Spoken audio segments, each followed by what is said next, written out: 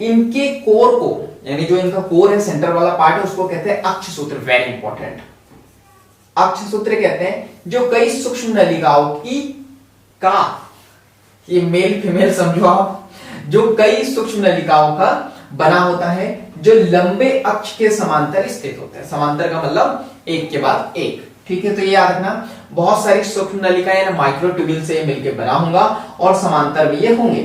अक्ष सूत्र के केंद्र में एक जोड़ा सूक्ष्म नलिका मिलेंगी, ठीक है, एक जोड़ा यानी कि 2 सूक्ष्म नलिका मिलेंगी, और 9 द्विक, और 9 द्विक यानी कि डबलेट के रूप में कहां देखने को मिलेंगी?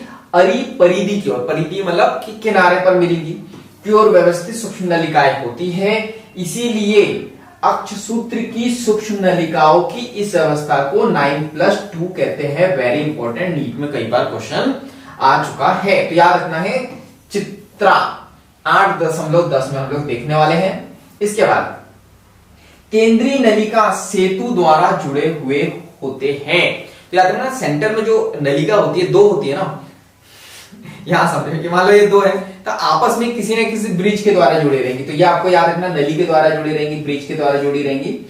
केंद्रीय आवरण द्वारा ढके रहते, एक आवरण भी होगा, जो परिधि द्विक के प्रत्येक नलिका को अरिदंड द्वारा जोड़ते हैं, ठीक है। तो सेंटर की सूक्ष्म नलिका और परिधि की वो भी आपस में जुड़े रहेंगे, किसके द्वारा? एक दंड के द्वारा, यानी अरिदंड, यानी कि रेडियल स्पोक कहते हैं। साइकिल में स्पोक देखे ना आपने, जिन लोगों ने साइकिल चलाई होगी बचपन में उन्हें पता होगा।